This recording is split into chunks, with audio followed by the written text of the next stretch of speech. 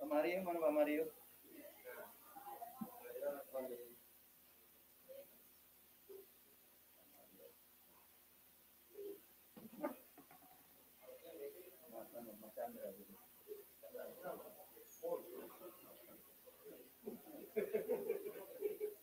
Peserta tetap. Sudah? Oke. Oke ya. Ya, oke. Lanjut.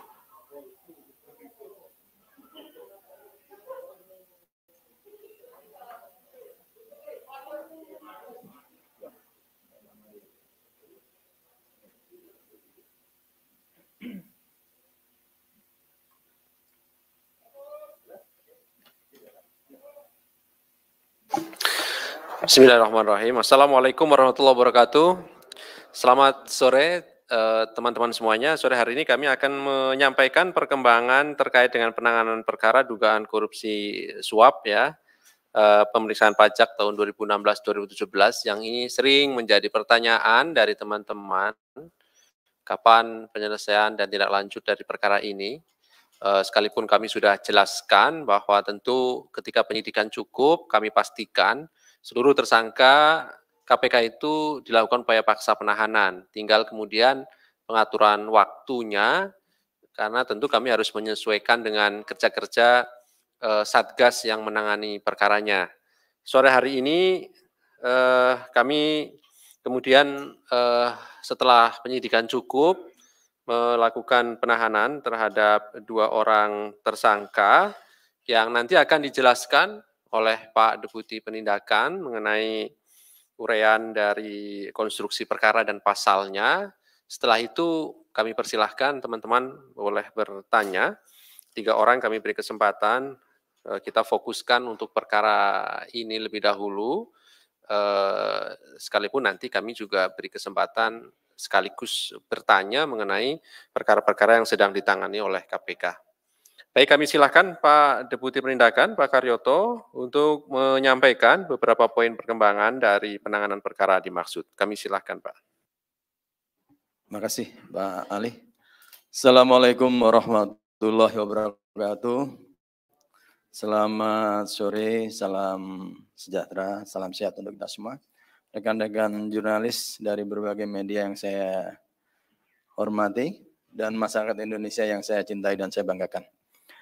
Pada kesempatan sore ini kami akan mengumumkan upaya paksa penahanan terhadap tersangka yang berkaitan dengan suap pada beberapa perusahaan kepada pemeriksa pajak pada tahun 2016 dan 2017 pada Direktorat Jenderal Pajak.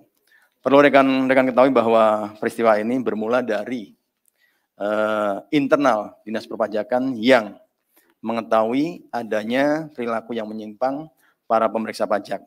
Sehingga ini adalah upaya bersih-bersih Direktorat Jenderal Pajak yang bekerjasama dengan KPK, kemudian dengan adanya indikasi pemberian-pemberian, maka dilakukan penindakan oleh KPK.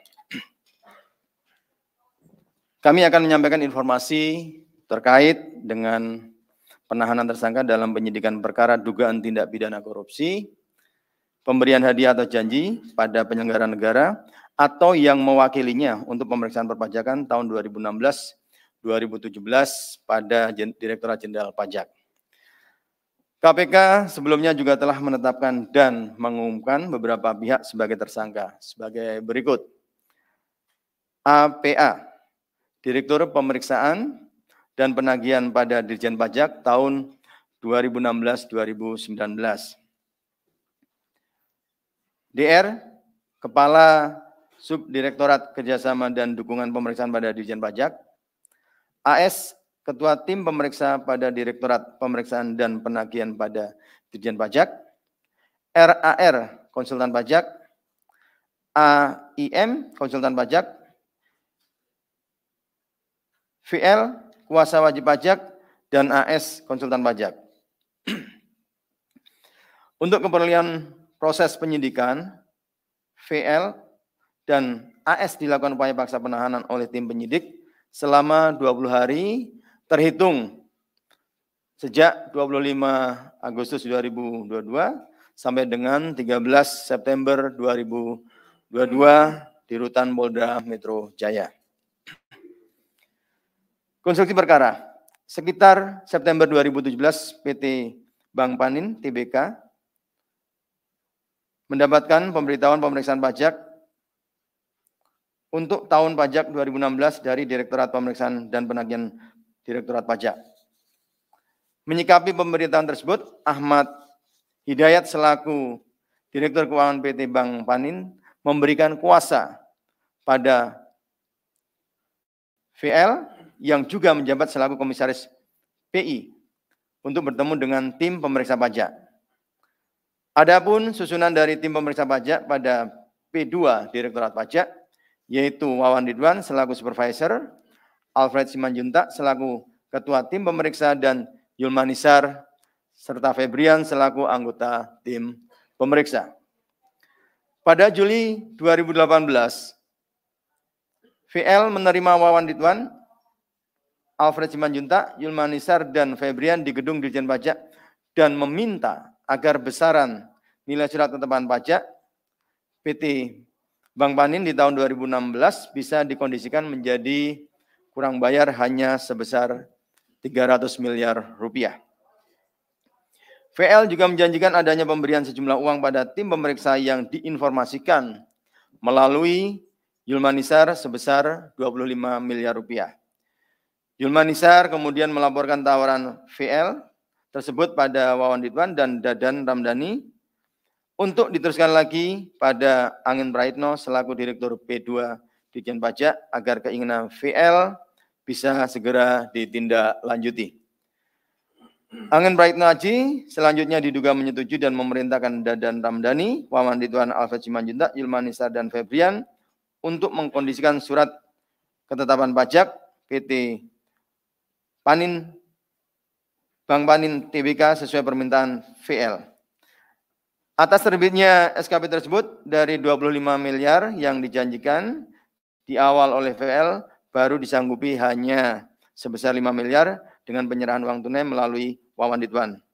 Sedangkan AS sebagai kuasa dari PT JB ditugaskan oleh Fahru Zani selaku Direktur Keuangan PT JB, salah satunya mengurus proses pemeriksaan lapangan untuk tahun pajak 2016 dan 2017 yang akan dilaksanakan Direktorat P2 pada Dirjen Pajak.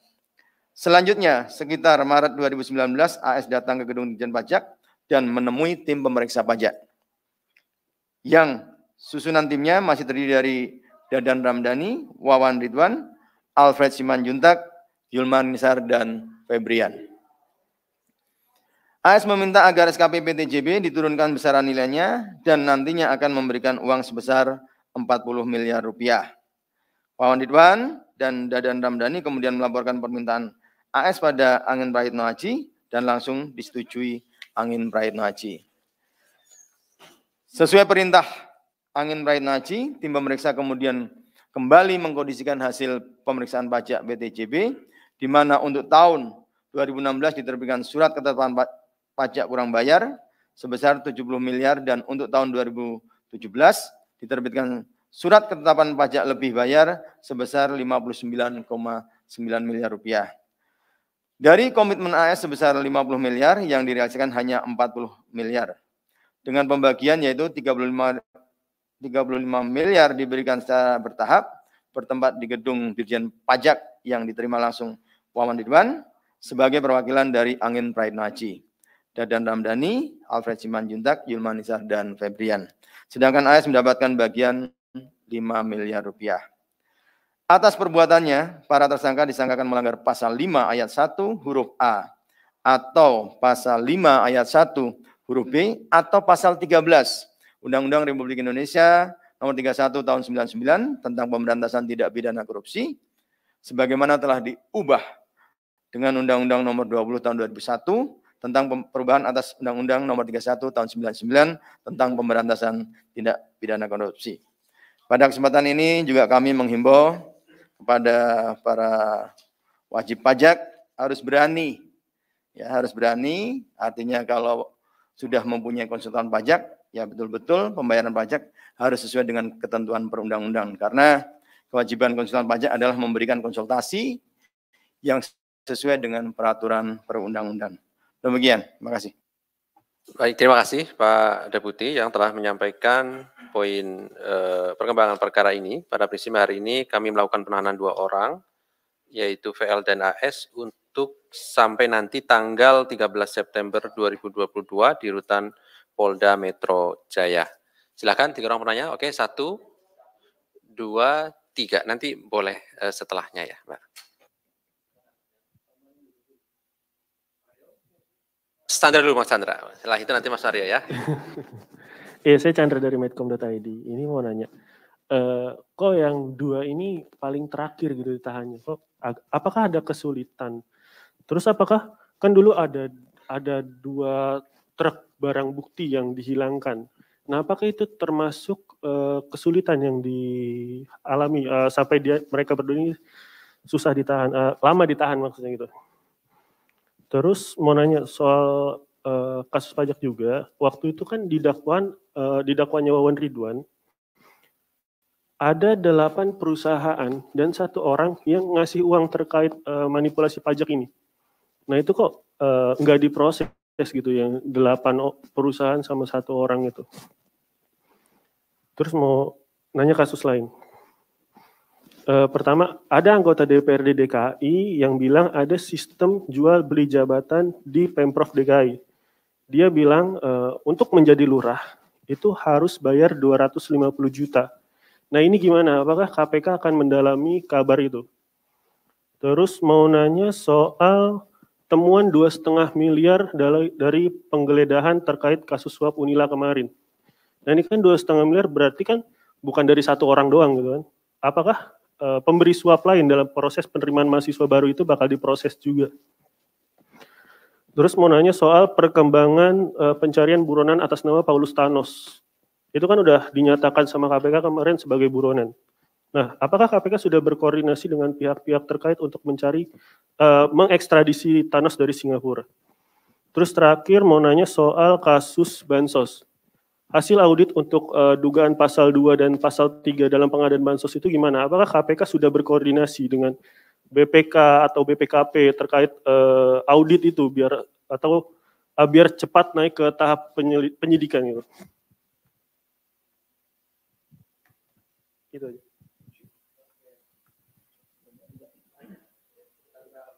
Mas Mario, silakan.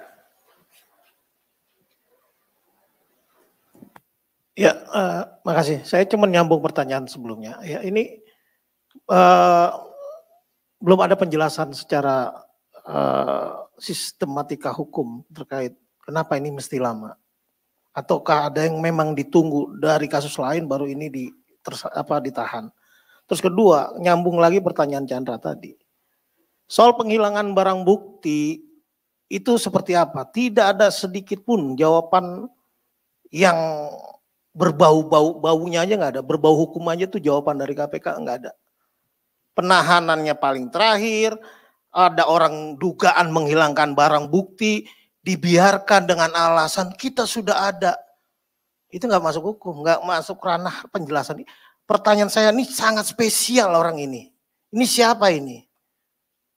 Tersangka ini dan siapapun dari perusahaan manapun ini orang spesial. Dihukum, ditahan paling belakangan ketika ada 2 kontainer dugaan dokumen barang bukti itu nggak diapa-apain. Maksudnya ini ada logika yang terbalik-balik gitu loh. Di report kayak iya kita yang diambil cuman ini bagaimana nggak ada tuh. Los aja spesial betul gitu loh. Nah penjelasan secara hukumnya seperti apa sehingga memang Mr. Agus ini dan gerbongnya itu diperlakukan luar biasa. Maksud saya tolong dijelaskan soal kalau persoalan konstruksi hukumnya kemarin sudah dijelaskan lah. Udah berkali-kali penahanan kemarin Mr. Ian, konsultan PT Gunung Madu dan lain-lain. Yang ini aja nih, yang nggak nyandak, maksud saya nggak nyampe di logika saya kok ada orang dugaan barang bukti itu diem aja gitu loh, aneh. Pernah kasus Hambarang namanya ada, saya maaf ngutip nama beberapa pengacara yang nyeting saksi saja terkena CCTV-nya. Selesai mereka dikasih sesuatu peringatan yang tegas. Tidak boleh lagi menangani kasus-kasus yang ada di KPK. Sampai detik ini pengacara kondang itu tidak pernah beracara atau mendampingi saksi siapapun. Itu konkret. Nah ini, apakah nih kalau kemarin ada orang pajak, saya tanya pejabatnya, apakah perusahaan-perusahaan yang model kayak gini, itu dikasih tanda nggak sih, misalkan PT John Lim Barantama pernah nyuap pajak, itu artinya ya kalau emang Dirjen Pajak nggak berani, oke, KPK bisa nggak lakukan peringatan seperti itu, dikasih label aja, nih tukang nyuap pajak nih perusahaan nih, gitu-gitu. Nah itu bagaimana solusinya? Tolong 3 ini dijelaskan, terima kasih. Terima kasih Mas Wario. Oke, di tengah Mas Setio ya? Ya. Tes. Iya, saya Haji dari Bisnis Indonesia. Mau tanya pertama Mas Ali soal kasus pajak. Ini kan di fakta sidang kalau nggak salah disebutkan di BAP gitu, Agus Susetio ini kan katanya dapat perintah langsung dari pemilik John Lin Baratama, Andi Arsyad alias Haji Isam, untuk mengkondisikan nilai pajaknya gitu kan, nilai pajak perusahaannya John Lin Baratama. Nah itu gimana gitu ya, apakah akan didalami ke situ gitu. Yang kedua juga menyambung pertanyaan yang tadi juga, kenapa baru ditahan sekarang Bu Veronica dan Pak Agus Susetio ini. Terkait dengan Bu Veronica juga kan ada perintah juga katanya dari petinggi Panin Mukmin Ali. Nah itu bagaimana, apakah akan didalami ke sana gitu kasus ini, atau stop di 2 orang ini aja. Terus juga izin soal kasus lain, di kasus Membramo Tengah kan katanya kemarin mau meriksa Dandim, nah itu kayak gimana perkembangannya ya? Soal kaburnya si Riki Hampagawak gitu. Terus yang terakhir soal kasus Sumarekon, ini di dakwaan kan kalau nggak salah ada pemberian hadiah ke ex-wali kota Yogyakarta tuh. Nah itu gimana, didalami nggak? Pemberiannya itu kan atas persetujuan direksi kalau nggak salah, itu gimana? Terakhir yang Mimika, kapan ya ditahannya, ini pra-peradilannya kan udah selesai. Itu aja, terima kasih. Oke, biar langsung sekalian, silakan Pak. Ya sekalian aja Pak, kita ada satu di belakang juga. Silakan Pak. Selamat sore Pak Karyoto, Pak Ali. Perkenalkan saya Flori dari Republika. Cuma mau nanya soal terkait kasus Unila ini, Kemendikbudristek berencana melakukan investigasi sistem penerimaan mahasiswa baru jalur mandiri di perguruan tinggi negeri. Apakah KPK akan berkoordinasi dengan Kemendikbud untuk masuk dalam tim investigasi itu, atau KPK akan membuat tim investigasi sendiri? Terima kasih. Oke, terima kasih Pak. Saya Jamal dari Ermol. Yang pertama soal kasus lain Pak, dua-duanya Pak. Ya. Yang pertama update pemeriksaan Mardani Maming Pak dalam kasus suap izin usaha pertambangan di Kabupaten Tanah Bumbu ini. Tadi Maming sudah diperiksa selama 6 jam dan KPK juga memanggil 2 mantan anak buahnya Maming di Pemkab Tanah Bumbu. Apa yang didalami Pak terhadap Maming dan para saksi, dan apa betul Maming dan kedua saksi ini dikonfrontasi terkait perusahaan-perusahaan yang ditunjuk Maming untuk mendapat IOP itu Pak. Lalu yang kedua soal kasus Unila. Beberapa hari belakangan KPK kan melakukan penggeledahan dan mendapatkan dokumen administrasi mahasiswa, barang elektronik, dan uang 2,5 miliar. Apakah KPK sudah mengetahui Pak berapa banyak mahasiswa yang lolos seleksi mandiri ini melalui jalur suap Pak?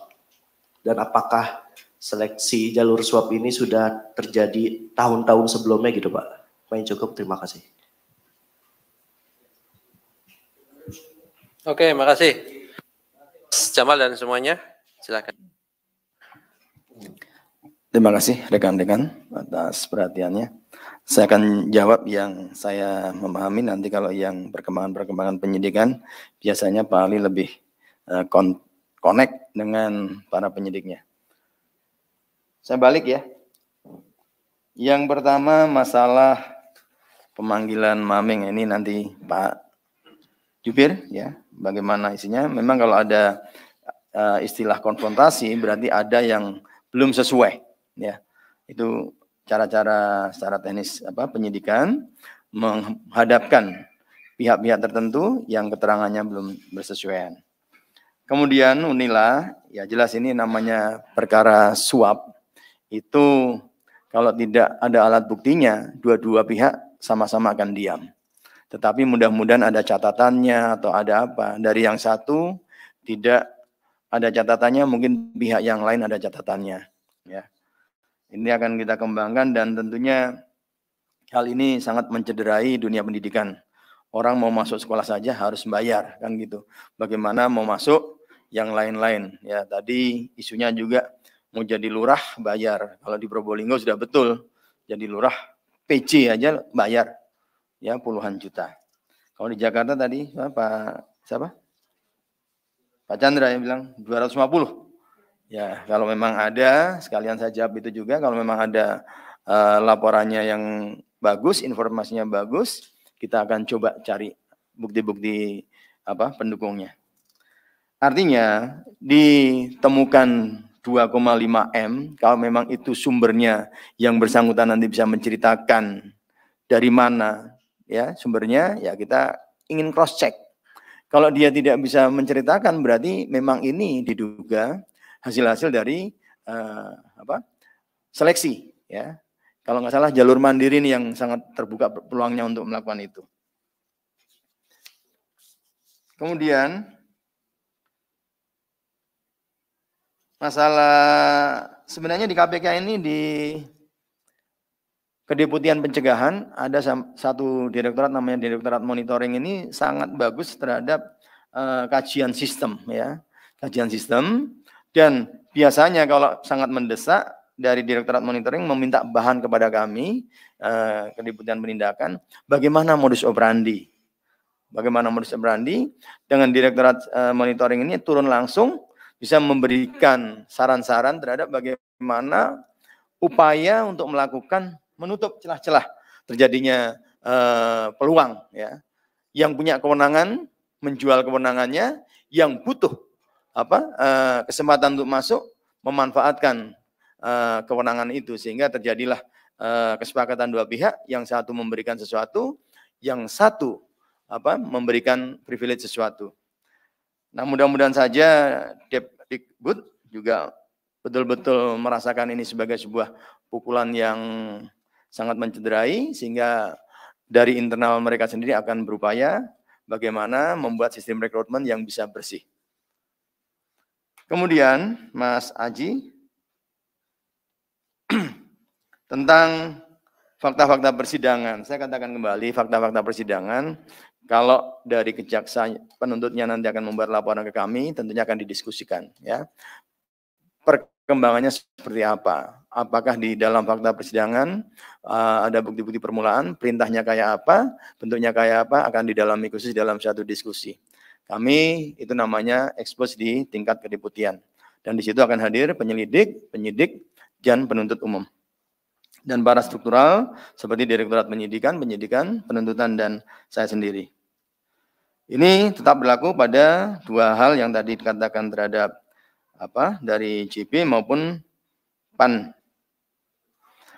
Nah, kemudian untuk Mambramo Tengah, kalau memang itu masih dalam lingkup peradilan militer, kita tidak memeriksa, ya nanti kita lihat perkembangannya juga belum terlalu signifikan, tapi yang jelas yang sudah dilakukan upaya-upaya pelanggaran kode etik itu udah yang di Polda Papua, ya ada 3 orang kalau nggak salah, saya sempat mendengar beritanya sudah dilakukan penempatan khusus.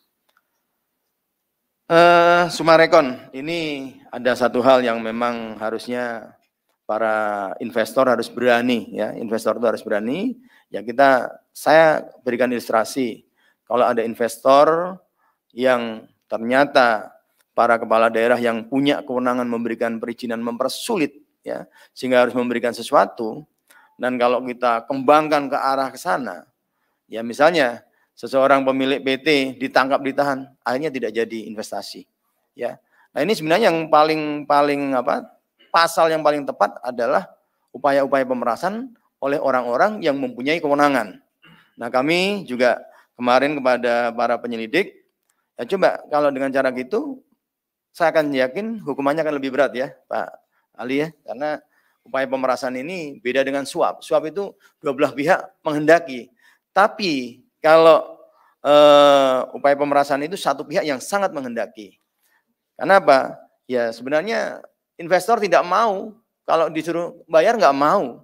Tapi kalau tidak melakukan itu, tidak jalan, ya investasi tidak akan bisa dilaksanakan. Karena dampak investasi itu sangat baik. Misalnya membuat hotel, di situ akan ada karyawan. Nanti setelah daur circle ekonomi dari sebuah hotel, ada karyawan, ada pajak dan lain-lain, ada kehidupan di daerahnya itu.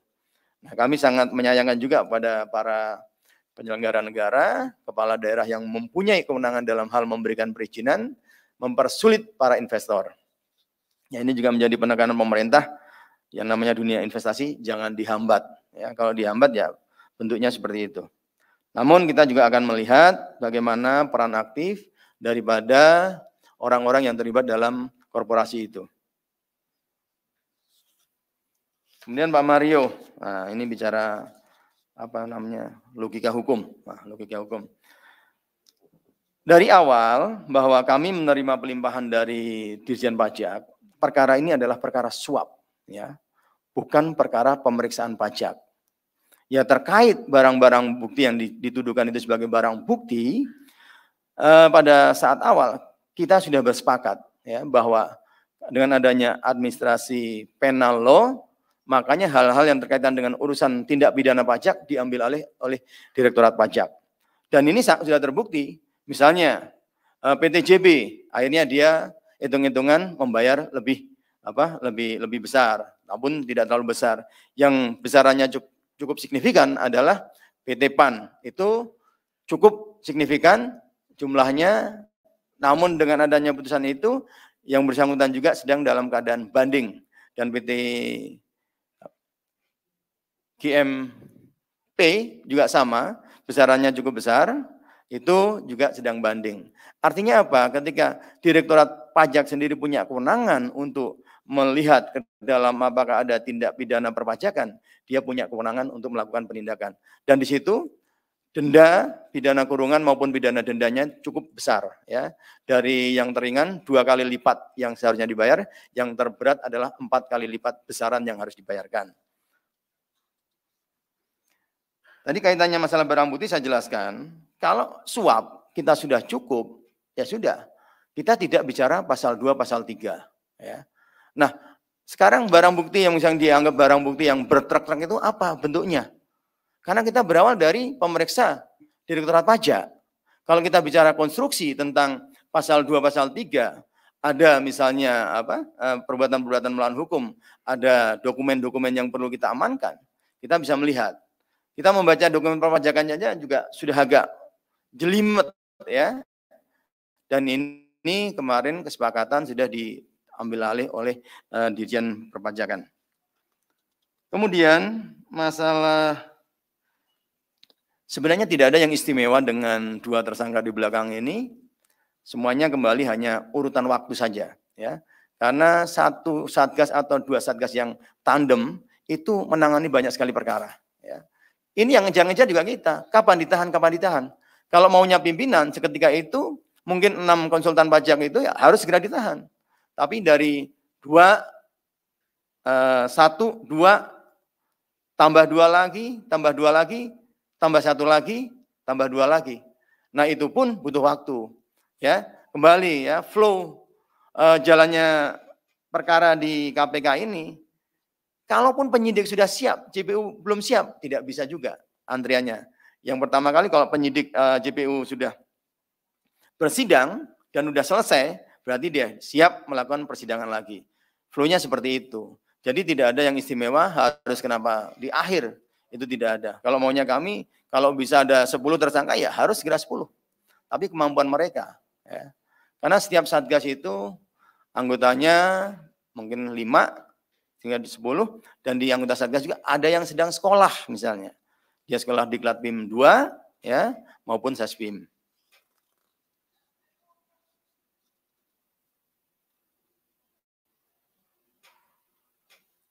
Sekarang yang Pak Chandra ya. Udah di ini. Jual beli jabatan tadi sudah saya jawab juga. Unila 2,5 M juga sudah saya jawab. Paulus Thanos ini yang berkaitan dengan Singapura. Ya tentunya kami secara agensi to agensi kita sudah mulai melakukan komunikasi. Ya baik di negara lain yang keberadaan beberapa DPO kita juga sudah mulai berkomunikasi. Bahkan ada di suatu negara yang kita tidak boleh melakukan terlalu aktif di daerah itu tanpa persetujuan dari mereka. Ada yang mengatakan tunggu dulu kami sedang action di lapangan, kalau ada kami panggil ya. Kami tidak bisa proaktif secara itu, kecuali kalau memang di dalam negeri dimanapun akan kami kejar. Nah bansos ini kita koordinasi dengan BPKP sudah. Ini yang coba merancang dari awal adalah BPKP, bukan BPK. Dari penyelidik sudah banyak berkoordinasi. Ya tentunya memang butuh waktu. Ya. Bahkan teman-teman mengatakan seperti LPDP yang sudah digarap hampir 1 tahun sampai sekarang pun KN-nya belum keluar. Nah kami juga sebenarnya maunya cepat. Ya, kami sebenarnya maunya cepat. Ya. Namun demikian, partner kita dalam hal penegakan tindak pidana korupsi yang sebagai ahli penghitung kerugian keuangan negara juga butuh waktu juga dalam hal menghitung. Karena tidak semudah, saya contohkan kasus LPDP itu, aliran dananya sangat sederhana misalnya kita. Dari kementerian ke koperasi yang seolah-olah fiktif dibikinkan beberapa koperasi-koperasi, dan ternyata dibelikan terhadap satu proyek pertokoan. Nah ini kalau kita awam sebagai penyidik, sebenarnya 1 minggu selesai. Tapi kenyataannya 1 tahun juga belum selesai, gitu loh. Ya, ini yang dikatakan kendala klasik. Namun demikian, kami juga tidak bosan-bosan untuk selalu berkoordinasi dengan partner kita, baik BPK maupun BPKP. Saya rasa secara hampir semua sudah saya terjawab. Mungkin kalau yang sedikit Pak Ali mau tambahkan, silakan tentang perkembangan penyidikan. Terima kasih.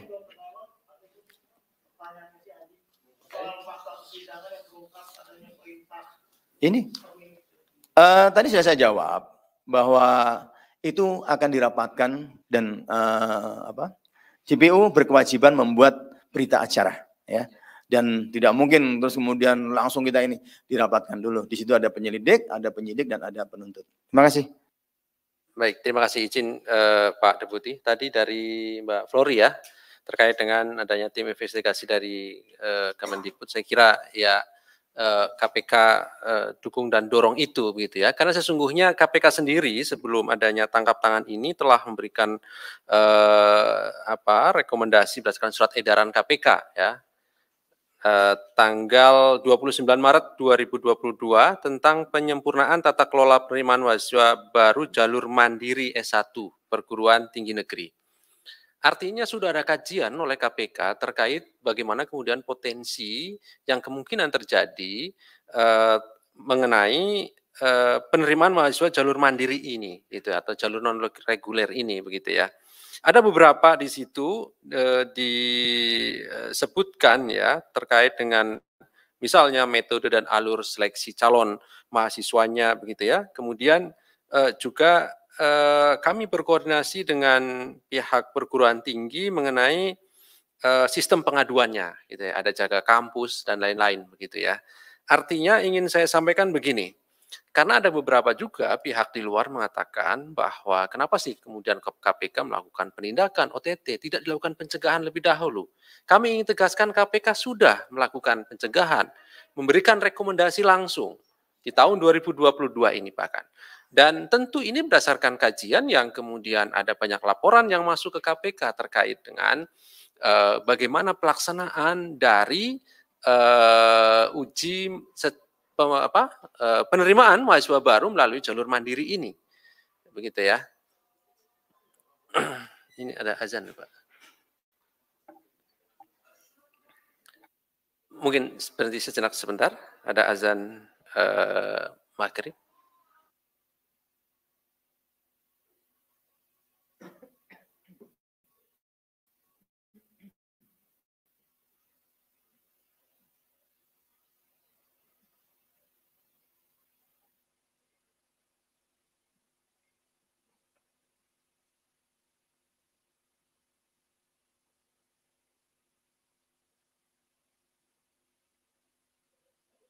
Baik, kami lanjutkan ya.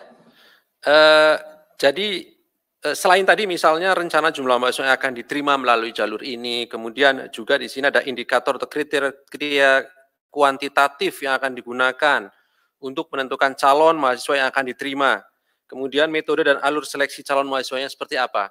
Artinya sudah ada upaya-upaya pencegahan yang kemudian KPK lakukan, begitu ya. Sehingga upaya penindakan adalah upaya terakhir. Ini sekaligus kami ingin menjelaskan, karena ada sebagian pihak yang mengatakan bahwa kenapa KPK kok melakukan upaya melalui penindakan. Di sisi lain juga kemudian kan pihak ada juga yang mempertanyakan kenapa kemudian KPK juga jarang melakukan upaya penindakan. Ya memang ini sesuatu dinamika yang selalu ingin terjadi ya. Pro kontra pendapat yang berbeda di masyarakat hal biasa, tapi yang pasti bahwa apa yang kemudian kami kerjakan adalah sesuai dengan peta jalan yang kami miliki dengan 3 strategi, pendidikan anti korupsi, kemudian juga pencegahan dan penindakan. Itu yang selalu kami simultan lakukan begitu ya. Jadi tidak kemudian memprioritaskan satu hal. Kemudian berikutnya kami juga ingin sampaikan tadi terkait dari pertanyaan mengenai Lampung ya.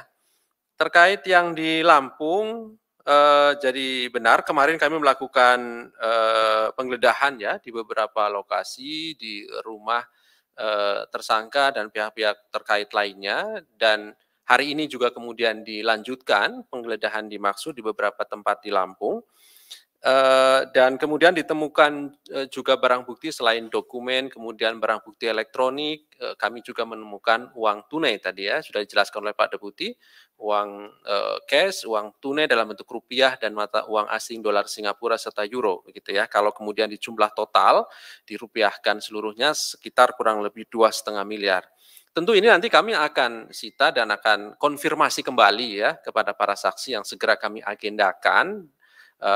Karena stepnya adalah ketika tangkap tangan, segera kami mengamankan tempat, menstatus quo atau mensegel, kemudian kami melakukan upaya paksa penggeledahan, baru kemudian kami menyusun timeline saksi, baru kami panggil saksi dan hadir saksi, disitulah konfirmasi kemudian kami lakukan. Kami masih cukup panjang waktu yang dibutuhkan karena undang-undang juga maksimal 4 bulan untuk menyelesaikan ini. Saya kira tadi pertanyaan dari teman-teman, ini kan berarti mengindikasikan lebih dari 1 orang. Iya. Secara logika dan konstruksi perkara ini tidak mungkin 1 orang, gitu kan. Kemudian 1 orang kemarin kan tetapkan 150 juta, sedangkan barang bukti yang kami tunjukkan dalam tangkap tangan ini bahkan kemudian penerimaan sampai 5 miliar. Kalau hari ini bertambah 2,5 berarti ada 7,5 miliar yang kemudian indikasi adanya penerimaan di dalam suap jalur mandiri ini.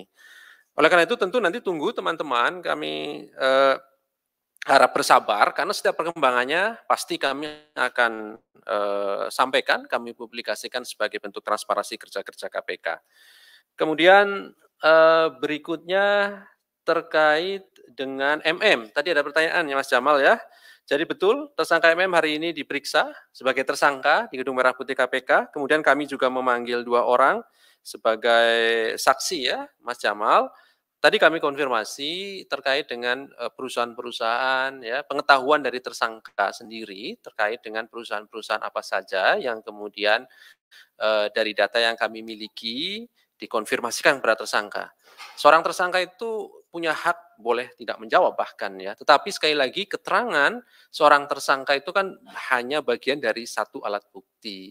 Ada masih 5 alat bukti, keterangan saksi, petunjuk, surat ya, kemudian keterangan ahli begitu. Kalaupun tersangka misalnya tidak mengakui, tidak masalah bagi kami karena itu hanya bagian dari 1 alat bukti. Kami pastikan KPK ketika menangani perkara itu lebih dari 2 alat bukti. Kemarin kita tahu ya, waktu pra-peradilan kami sudah sampaikan 3 alat buktinya, yaitu saksi, surat, dan petunjuk berupa barang bukti elektronik. Sudah 3.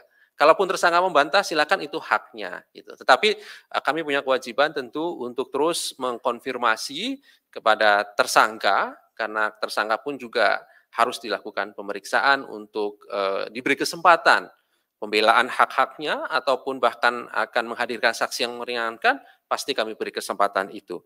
Tetapi sekali lagi kami pastikan dalam proses penyidikan ini, kami ingin tegaskan alat bukti yang telah kami miliki sudah cukup dan kuat, nanti kami uji atau kita uji bersama-sama di depan pengadilan tindak pidana korupsi tentunya. Kemudian saya kira itu, kami juga ingin sampaikan sebagai tambahan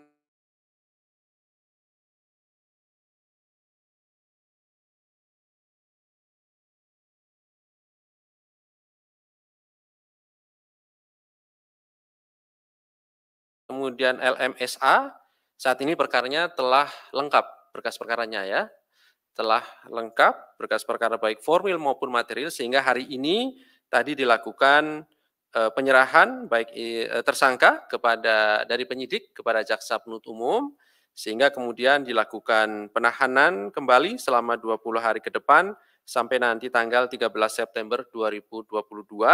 SL ditahan di rutan KPK pada Kafling C1, sedangkan LMSA ditahan pada Pomdam Jaya Guntur.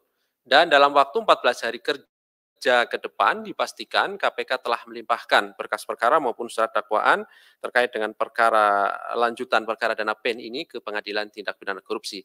Jadi nanti ditunggu proses persidangannya, 14 hari kerja kami pastikan sudah dilimpahkan ke Pengadilan Tindak Pidana Korupsi. KPK tidak pernah melebihi waktu itu.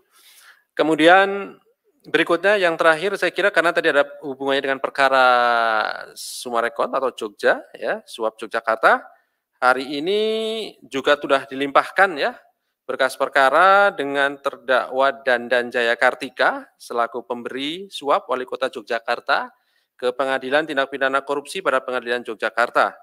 Tentu status penahanan dari terdakwa ini saat ini telah beralih ke penahanan Majelis Hakim Pengadilan Tindak Pidana Korupsi. Untuk sementara masih dititipkan di rutan KPK sambil menunggu penetapan hari sidang dan penetapan penunjukan Majelis Hakim serta penahanannya. Nanti kita update lagi perkembangannya.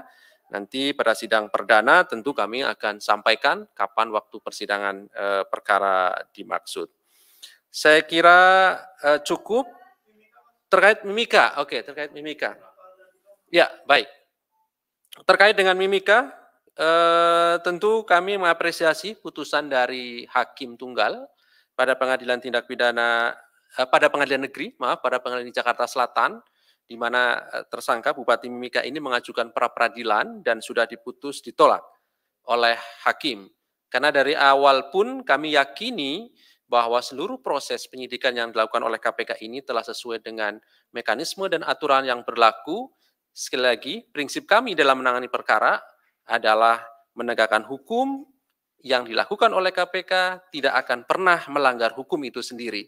Ini penting, sehingga silahkan hak tersangka untuk mengujinya di pra-peradilan tentu kami hargai sebagai bagian kontrol atas kerja-kerja KPK, kerja-kerja proses penyidikan KPK, karena memang pra-peradilan itu adalah ajang uji untuk formalitas begitu ya, atau kelengkapan formil proses-proses penyidikan.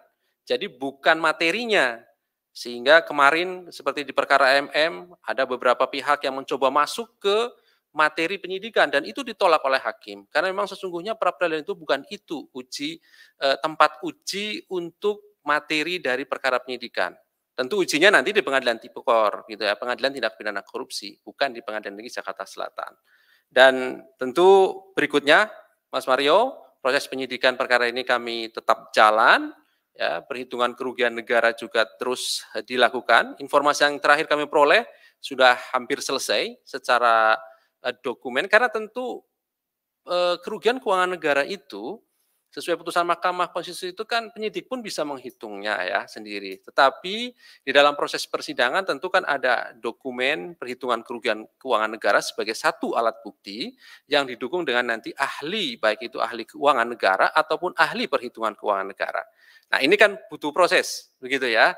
Sekaligus paralel dengan itu tentu kami segera akan selesaikan.